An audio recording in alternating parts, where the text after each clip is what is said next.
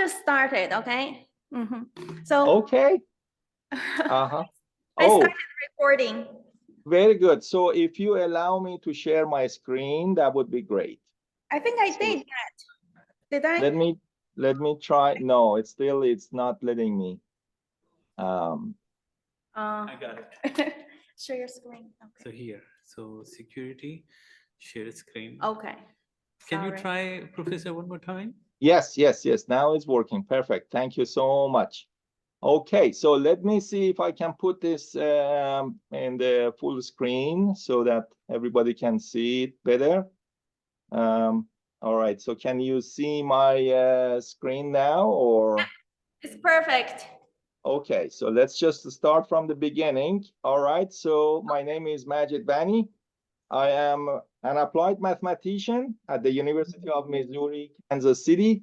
It's an honor to present my research to you. So this research that I'm going to present today, it's a lot of that is a collaboration between me and Dr. Yao at your university. So I also want to mention that we used to have a math department. Now math and computer science joined. So now we're part of a division. So that's called Division of Computing, Analytics, and Mathematics. All right.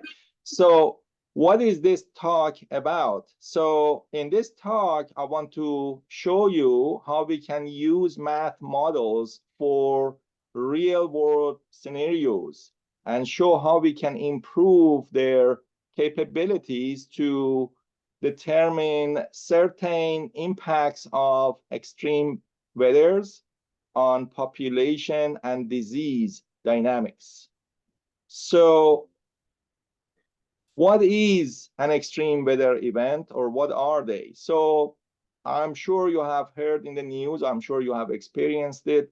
So those are unusual severe weather or climate conditions, such as heat waves, like unreasonably hot or extreme and extended periods of freeze, heavy rain, floods, droughts, wildfires. So it's a long list. So why these extreme weather events are important? Because studying them can tell us how much impact they can have on communities, agriculture, and wildlife. They can also catalyze or cause some disease outbreaks or epidemics. In most cases, they have negative impacts, but in some cases, they can actually have positive impacts. So let's have an example. This is the example of spring freeze in 2007 that impacted the east side of the US. So freezing in a warming world. So what are we talking about here? On the left-hand side, you see this diagram that is showing that the temperature, this is in Celsius, went up from 0. It reached to 20 degrees of Celsius almost. And then after that, there was a huge drop. So it went down to minus 10 degrees of Celsius. So what was the impact of this? Well, over these 15, 20 days of unusual hot weather, so a lot of these plants started growing, and they started growing really fast. They assume that there is a spring, there is not going to be any cold, and their tissue and leaves were not really ready to take any cold. So unusual heat resulted in unusual growth in the plants. And then unusual cold after that killed them all. So that's what we see here on the right-hand side figure, that this is basically vegetation index, where it's showing that it was compared to the other cases. So you can see that most of the plants died here. That caused $2.4 billion damage in 2007. So it was devastating. And so this is an example. Now we want to see how we can bring math models and how we can really analyze this type of behavior, and how we can math models really tell us anything. So first part of this talk is about modeling the effects of extreme weather events on single species population. So we go with the most basic, or one of the most basic models in mathematics, which is the logistic growth model. Probably, if we have some undergraduate students in the room and they have taken differential equations, they have seen this in their differential equation course. So it's basically a simple is a simple scalar differential equation that is showing that population of single species can start from extremely low number, from close to zero, and it can reach to a carrying capacity. So biologists really like this model because it matches well with what they expect from the biology. Unfortunately, this type of model is memoryless. That means that no matter how many times you try, you always get the same result. The population starts from low number, it reaches to carrying capacity. If it starts from above the carrying capacity, it will drop to that K, which is carrying capacity. So because it's memoryless, it cannot capture things that happened in the past. For example, if we had some baby booming, if we had a huge growth in the past in the number of species, then we should see an increase later. So that type of model cannot capture that behavior. So then to address the issue of memoryless, they included, so Hutchison included a discrete delay term. Now what we see here is that the per capita growth rate is now reflecting the population or whatever quantity it is at the previous time, t minus tau. T minus tau. That's tau is like how many days or months before. Whatever that happened then will impact the growth rate at the present time. Later, this was further developed, and they assumed a distributed delay. So they said, instead of considering just a certain time, maybe we should include all previous times, start from minus infinity to present time, which is t. Then you have this function f, which is a scale. So of course, the further you go back, the less impact from the past is coming to the present. So this is distributed delay, and this one is discrete delay. Now we want to study the 2007 spring freeze using a very, very simple delay model, which is based on logistic growth. It only has this tau term added here. So what happens here is that we can try it for all different initial conditions. Of course, this is a history function. So for different history functions, different growth rate, different carrying capacity. So this is just an example. So what happens is that as tau is increasing, then the steady state, which is at 19, is going to lose its stability. So at the beginning, it's very stable when tau is 0. 0.34, some changes are happening. 0.48, you can see that it's now slowly converging. 49, you can see that a limit cycle is appearing here. And when you get to 0.74, the limit cycle now has changed to a homoclinic orbit. A homoclinic orbit is an orbit that connects a fixed point to itself. So 0 has been connected to itself, to 0. So this is just these are simulations done by MATLAB DDE 23, which is a delay solver. So now, can we match this with the temperature? Say the growth has some correlation with the temperature changes that are happening. So on the left-hand side, what we see is just loss of stability of fixed point at 19. On the right-hand side, what we see is basically the spring freeze. You can see that the green part is basically all gone. It has become yellow. So if U is basically a quantity that represents the vegetation index or health of the plant, we can see that the health of plant is completely gone. It gets too close to 0. So we can see here that the correlation between temperature and the health of plant has been represented by this very simple delayed model. And we can scale this to anything that we want, but this is one example of enhancing math models to address extreme weather events. So we go to the next part. We want to see how would these extreme weather events impact the population of invasive species. So first, we like to know what invasive species are. So invasive species are those that are not native to that specific location, and they spread rapidly.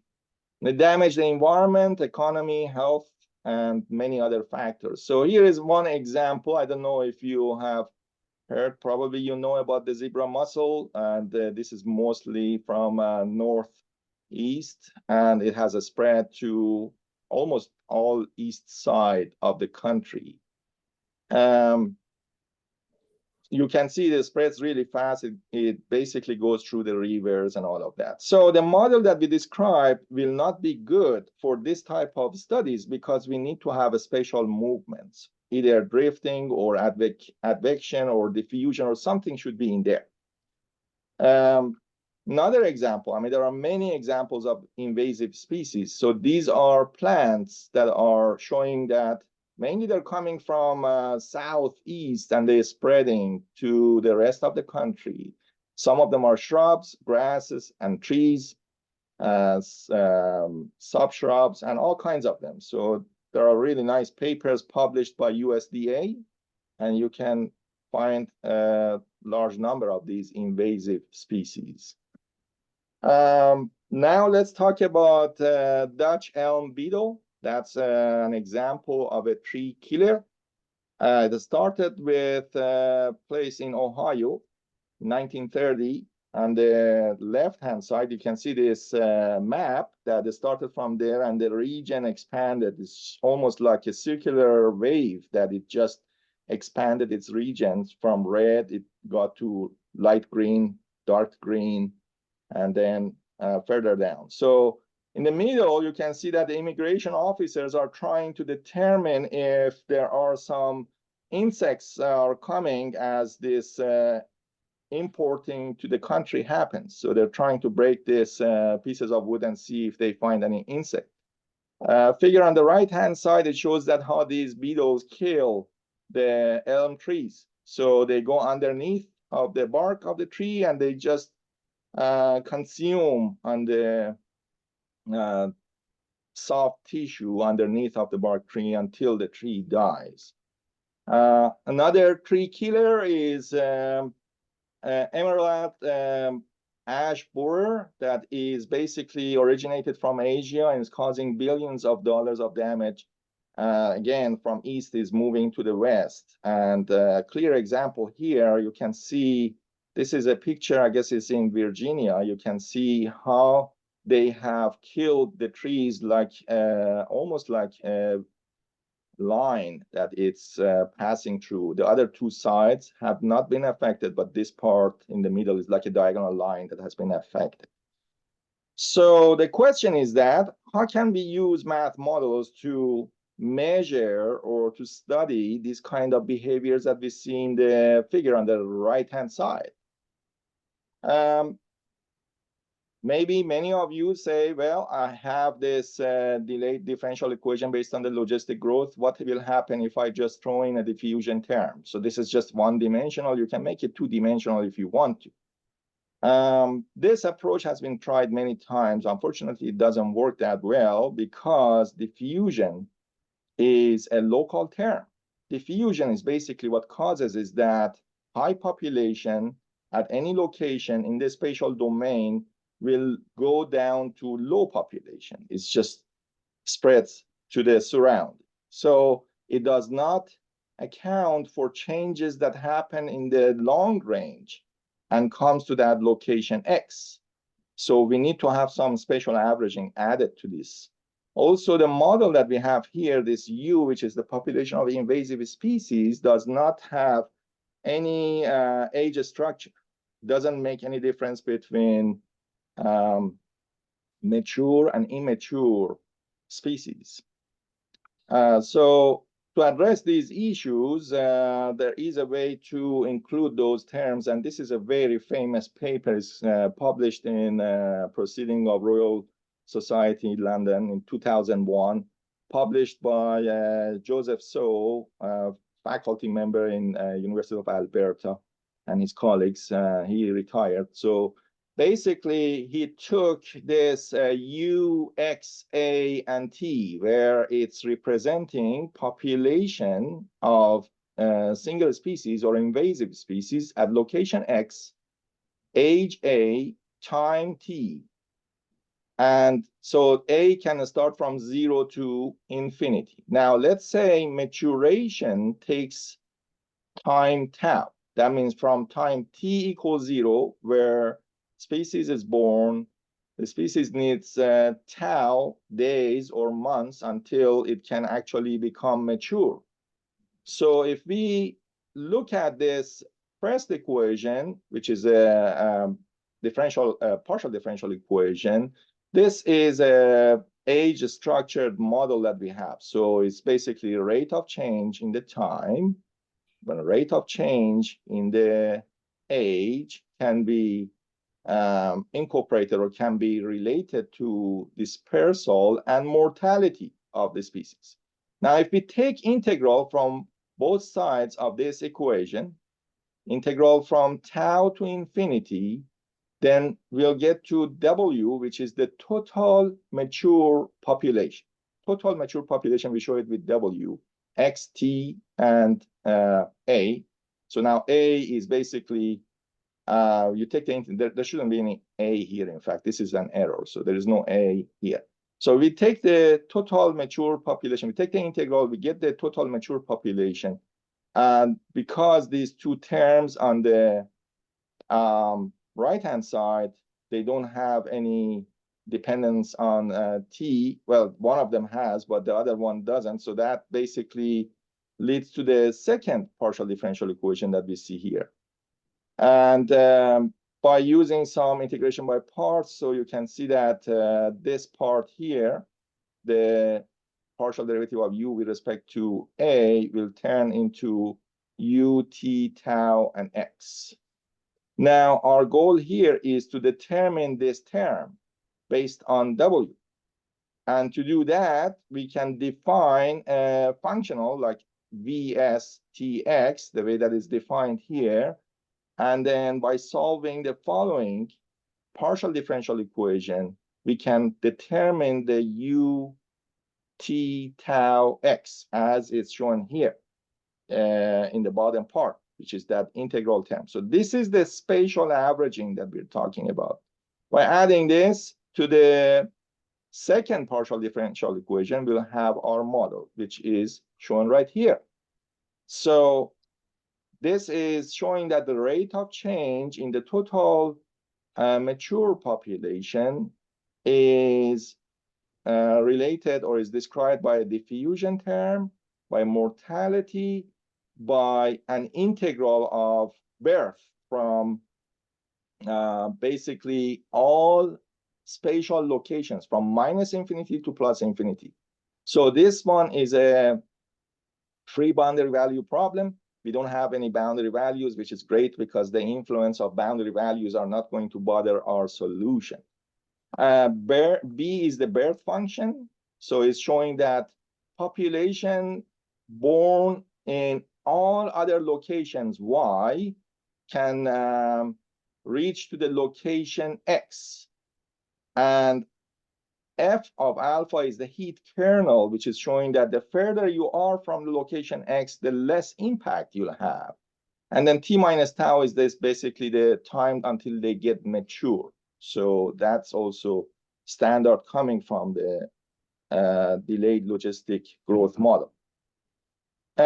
We have two diffusions. One is the diffusion of mature, which is DM. We have also diffusion of immature, DI, which is incorporated in the alpha term. And alpha term here is basically the variance of the heat kernel. That's what we have here. The corresponding wave equation is written in this format. So basically, we use the very last equation in the bottom of this page. So wxt can be written as phi, which is the wave solution of x plus ct, and x plus ct is the z. So then what we do is that we substitute this phi into our partial differential equation and apply partial derivatives, and then we derive this wave equation, which should be written based on z, but then we replace z with t. So this is what we have here as the wave equation. So one more time, this t is not time, t is basically the z. We just replaced it for some future purposes. So corresponding wave equation, a solution of the wave equation is also a solution of the partial differential equation. So we can study propagation of waves. And why is this important? Because we know that single species or invasive species travel like waves. So it's like a traveling wave front or traveling wave pulse or factors like that that can be captured through wave equation. In other words, I can determine the amplitude, I can determine the speed, I can determine the direction of the wave, and all of those can be determined using the wave equation. So we'll use a lot of this equation in this talk. So here is an example of what I was explaining. This is the tree killer emerald ash borer. You can see this is for picture in West Virginia on the left-hand side. And we want to see if we can describe this using the wave solution of our PDE. So solving this PDE, the PDE solution, so I'll just wait until t is equal to 0 and show you how this happened. So this is the solution of the PDE problem, but it converges to the wave solution. So at the beginning, you can see that these are just the sine plus 1 waves. And then at the origin, we'll have these two waves that are formed. These are two traveling waves that are moving in the opposite direction. So as the population of insect increases in two opposite directions, it results in killing all of these trees here. So even that the picture is two-dimensional, but we can treat it as a one-dimensional problem. So that's how wave is propagating and killing all of those trees. So what about the weather and environmental factors? So looking at this really nice PDE problem that has been around for 22 years, 23 years, we can break it down into certain parts. So weather can be described by diffusion of mature and immature and also the time delay. And environmental factors can be described by birth function and also the time delay that we have, right? So what are the impacts of environment and weather on the population of invasive species? First, we want to treat the environment. So based on the availability of food and resources, so different species adapt different birth functions. So you can see these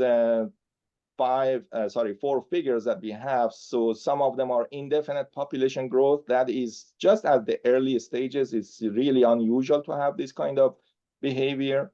We have compensating density dependence, that the population will grow, but eventually it will, the birth and death rates are reaching to a flat number or just a constant number. The intersection with the diagonal line will tell us where the second steady state will happen. Overcompensating is when basically birth minus death, so it's basically going down and the population will reach to, again, another fixed point here. And then we have alley effect. Alley effect is a combination of A and C together. So initially it will go up like exponential, but then eventually it will go down to 0. We have a strong and weak alley effect, so that these are two figures that we have. Okay, so these birth functions that we have here, these are coming from this table. These are all from the literature. Death function is basically minus dw, just like the way that you see it here. So it's not really any function. It's just a linear function. So this is birth minus death, birth minus death, but you do have the spatial averaging over the entire spatial domain. Okay, so we can do some stability analysis, for example, to determine how the fixed points will be stable or unstable. This is just a very basic thing that we do for this type of models. And determine or establish conditions for local asymptotic stability, instability, and also loss of stability due to increased delay term, which is this threshold T tau. We can also see that the population can actually go extinct under certain conditions that we have described in theorem 4. Okay, so lots of theorems here, but now let's look at the numerical simulation. So first thing we notice here is that this partial differential equation model is inheriting the behavior of simple delay differential equation on the left-hand side. So what we see on the left-hand side has been transformed into spatial dependent case on the right-hand side. So they're working in a harmony. The only thing here is that on the right-hand side, you have a spatial case that we see here. Again, we started with some periodic initial condition. As the time is evolving, first you reach to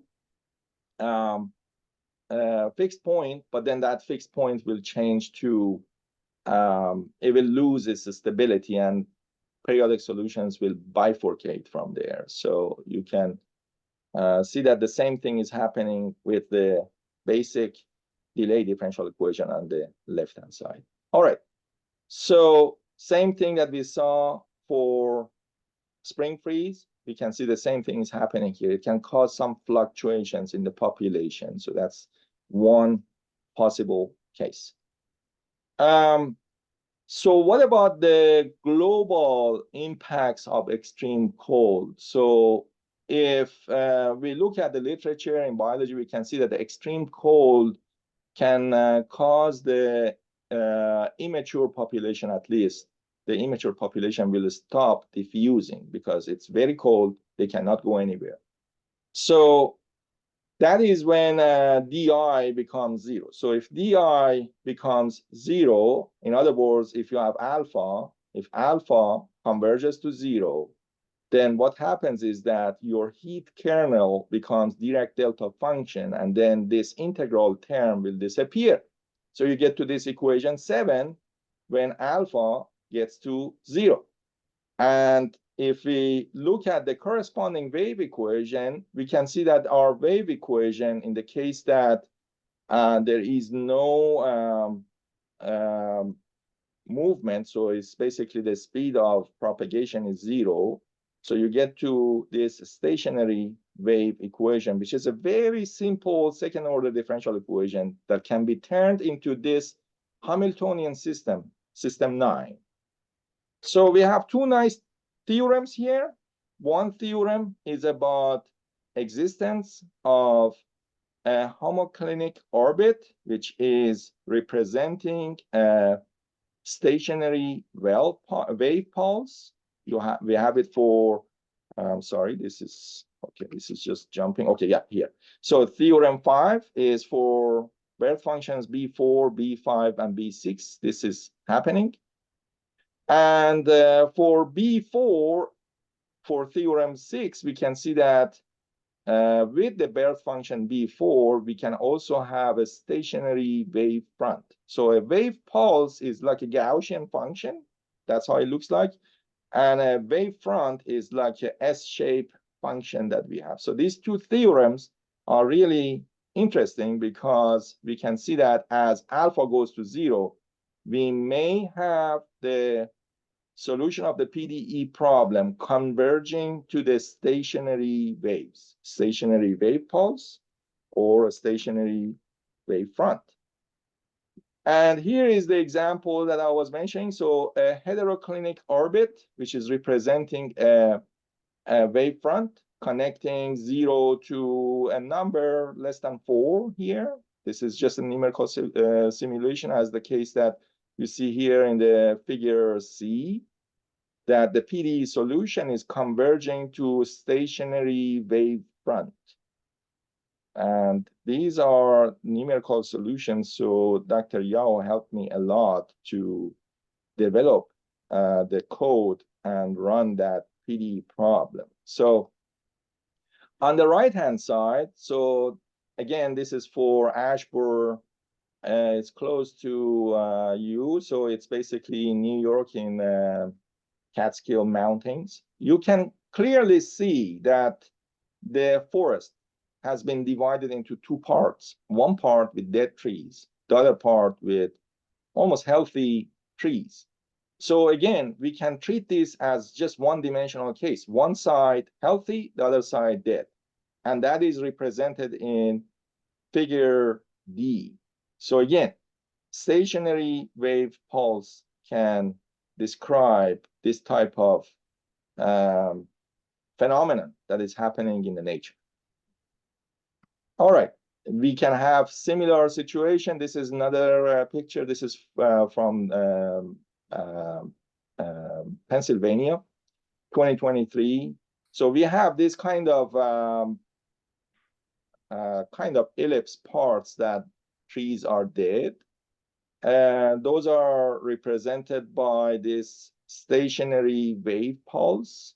That's for the right-hand side. Now, left-hand side is basically showing how this thing is happening. So the right homoclinic orbit, that's what we have here. So it's connecting zero to itself. And then the figure C, that's what we see here. So initially we started with a small bump here. That's a Gaussian function, basically around around 200. And then the PDE solution is converging to this wave pulse, but then something else is happening here. And we see that the wave pulse, after it's converging there, it leaves the wave pulse and it reaches to the constant fixed point at somewhere around 4. So this could be there could be two reasons here. We tried so many times to answer this question. Is this due to round-off error or some numerical error there that is causing that, or it really shows that our wave pulse is semi-stable? My guess is that is the second one, is semi-stable case. There is no numerical error here, but still we couldn't really determine that. Okay, so we do see that this really nice PDE problem can capture really nice cases in terms of case that we have extreme cold causing immobility, and these insects starting consuming on those trees in those particular locations and causing those trees to die. So they will not really spread, causing like that case of Virginia that I showed you, that it's just like a straight line, diagonal line that is going. All right, so also we can see that if the maturation time delay increases while there is extreme cold, so what happens is that the entire population will not be able to reproduce itself and it will go extinct. So this is basically shown in figure A. You can see that the maturation time delay is in a way that as T is increasing to 20. So even that we started with really large initial condition, the PDE solution converges to 0. So this is for a large value of tau. So as tau is increasing, so compare it like C and D, you can see tau equals 12. It is still okay, but when tau gets to 20, it's basically dying.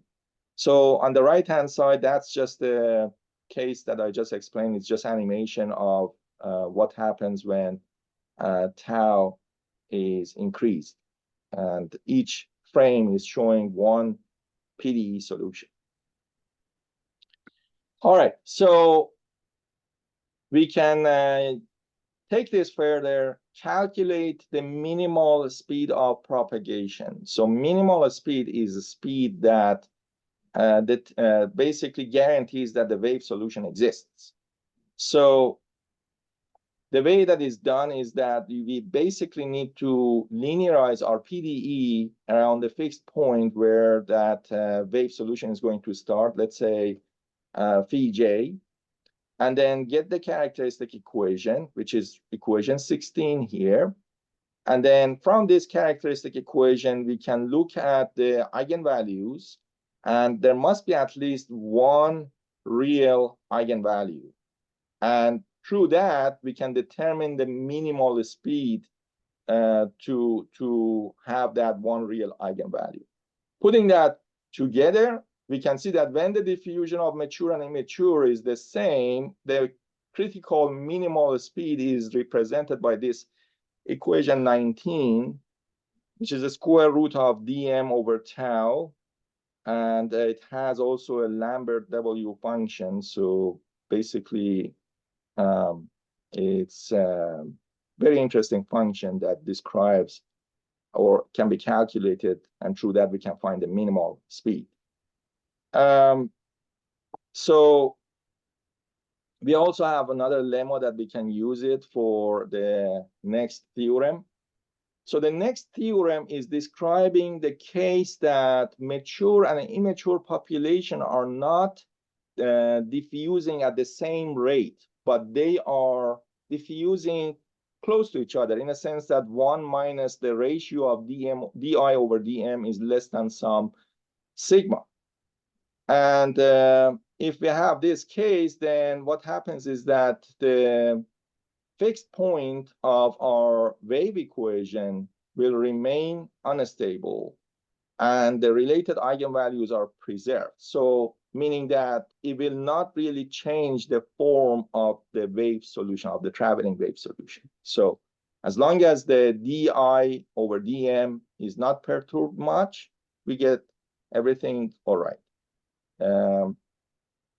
So then we get to other case that, okay, so what happens? So let me just skip this proposition 1. Let's go to proposition 2.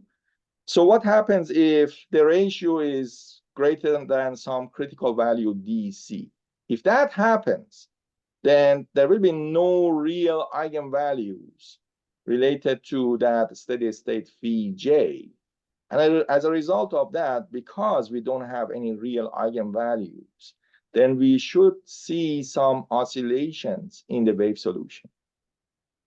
So we can test these results and see what happens in the numerical simulation. So this is when extreme heat causes mature and immature population diffuse, but they are diffusing at different rates.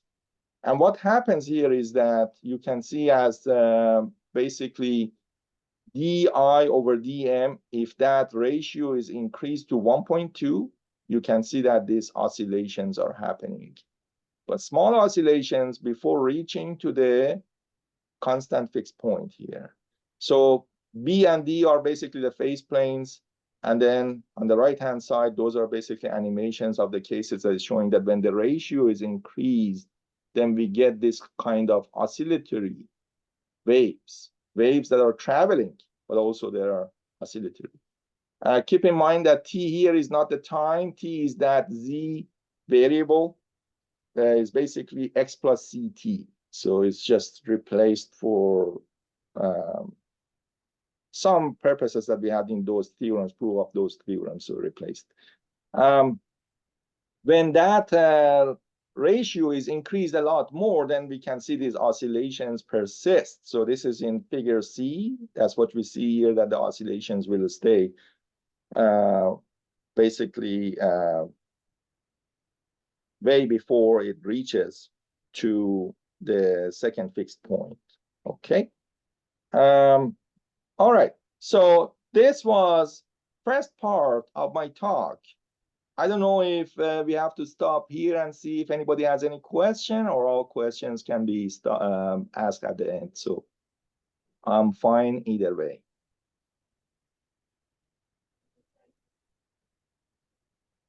you can continue, and we have 10 minutes and then maybe 5 minutes for some questions. I am sorry. The question was, can someone ask the question closer to microphone? So I could not really. So, Professor, I think you can continue, and we can resolve the question. Okay, got it. About Okay. 10 minutes left. So, and then we Sure. can have 5 more minutes for questions. And I think there is a class in this room. Oh, okay. So I'm going to skip many slides because I have like 20 slides, 25 slides. Okay. So I think you all know about Lotka-Volterra models. They've been around for many years. They have rich dynamics. Question is that, does it really work? If we apply it to real world data, can they really match, or do they have a good fitness, or do they fit well with the data? So I'm going to skip these. Probably you know about the Siemens paper and really nice 33 equivalence classes. Again, chaotic behavior, all kinds of things. But now, goodness of fit. Does it really work? So in our university, so we had this biology faculty member that had 35 years of rodent data, 5 different species of rodents. And we wanted to know, these are the 5 different rodents. My favorite one is the cotton rat on the left-hand side. So it's very innocent face that you see here. So we want to know if we have data for this. Does this 5 species Lotka-Volterra model fit well with the data? So this is the region where the data has been collected over the past 35 years. Data now is basically, we just used 30 years of that. These are basically on the right-hand side, we can see the traps here where they catch these species. This is the dots are basically showing the density data that you can see here. And basically for deer mouse, which is the one before the last, you can see that the population is almost going extinct, but the other ones are oscillating a lot. The blue line is basically Fourier series or sum of sine series that I just wanted to see if we can capture some periodic behavior from there, but it's not the Lotka-Volterra model. So rewriting the Lotka-Volterra model in the format that you see here, dy dt times yi and all of that. This is what we see. So it's fitting really well. And these are basically multiple. These are 30 Lotka-Volterra model. So we applied it to each year, and then we used this, we solved this boundary value problem. So the 2 ends were fixed. So multiple boundary value problem that we solved here. So it has a very good fitness. It fits very well with the data. This is just to calculate the basically confidence interval and also some sensitivity analysis. I'm going to skip it here. But basically, the calculated values, these are just 4 examples here. We can clearly see there are some periodic behaviors from the calculated values for each year.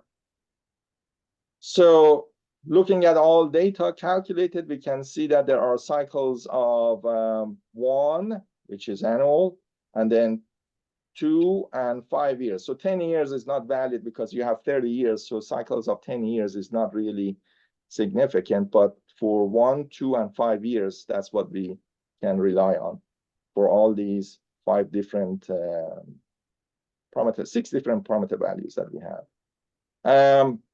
What does that mean? It's shown in basically, okay, in terms of goodness of fit, you can see that the R squared values in table 7, they're pretty good. They're reasonable. You can see that is around 0.8, 0.7. Table 8 is showing that how these species are outcompeted over different years. And the dominant ones are 1 and 2, for example, for 1973. and they were able to outcompete 3, 4, and 5, and these patterns continued. Okay, so what about the reaction diffusion Lotka-Volterra models? So these are some literature review. I'm going to skip them. And what we did here, we added a diffusion term here to see how it's really behaving, how the solution is behaving for zero flux boundary condition in a rectangular domain. That was that green area that I showed you in a few slides before. So for certain years, so by solving the PDE problem, we can see the parts that as expected. So for 1976 to 1979, so 2 species are outcompeting the other 3 species. Some simulations of PDE problems, solution of the PDE problems, we can see this very well, and Western harvest mouse can actually outcompete for those time periods. This is not for the entire time. This is 1976 to 1979. Next step is basically to relax that competitive assumption, so allow these species to compete certain years, and other years maybe they can facilitate each other. So how do we do the model selection? We can apply basically AIC method, that's one, or BIC, Bayesian, to basically redo this, but this time not going to be competitive. It's just going to be general Lotka-Volterra model. All right, so I know that we are almost out of time. How many minutes do I have? Can I spend another 3 minutes? Yes. Okay, so most of my talk is finished, but we did not talk about the infectious diseases. So why do we care about these competing species? Mice and small rodents can get to our homes, and they can carry infections to our homes. And why do they come to our homes? Well, because of the extreme weather events or extreme cold, extreme heat. Those are the cases that can happen. So this is a nice study in 2022 is showing that global warming can actually catalyze vector-borne infections. So those rats and mice can actually bring infections. So that's first category. It can also cause waterborne infections, airborne, and all of that. But this first one is the most significant part, the most substantial part. So there is a long theory behind this. This is a Swiss cheese model. It's showing that these wildlife and some of them livestock animals can provide some exposure to infection to us. So these are channels that if one of these sets of channels, they just align each other, then at the end, they'll make their way to humans. Just the way that COVID-19 happened from bats to human. Bats are really, really dangerous case. Also, the rodents are very dangerous. So for wildlife, we don't have much control, but for pets and livestock, we can control a lot of things. All right, so this is the Swiss cheese model. It's one of the most discussed papers in Nature. So it's basically pathways to zoonotic spillover, which means that infection can pass from wildlife or animals to human. Anytime that these holes align, there is a case of outbreak that can happen anywhere in the world. So there is a long list of infections here. I'm just going to skip this, but our future plans are to enhance the Lotka-Volterra model by incorporating disease models or nesting those disease models into Lotka-Volterra model to have a better understanding of impact of extreme weather events on zoonotic spillover. I'm going to stop here, but just want to mention about my collaborators. Dr. Aaron Reed is our biologist. Dr. J.J. Lee is our geologist, and Dr. Pandit is from UC Davis. You already know Dr. Yao, and Dr. Wu from Canada. All right, so I hope you enjoyed this talk, and I'm here to answer your questions.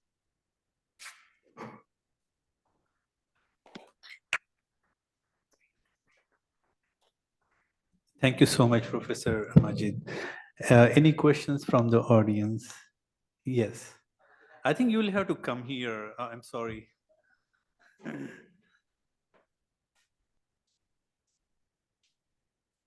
Are any of the extreme events being considered human? Well, obviously global warming is like human interaction, but human interactions being considered for extreme events like a forest becoming a development or something like that?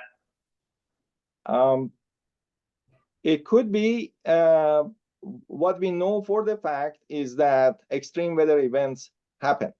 But the cause of that, of course, it's a different discussion. Some accept, some don't accept that if humans were having anything to do with it. But in this study, we just consider the fact that these events are happening.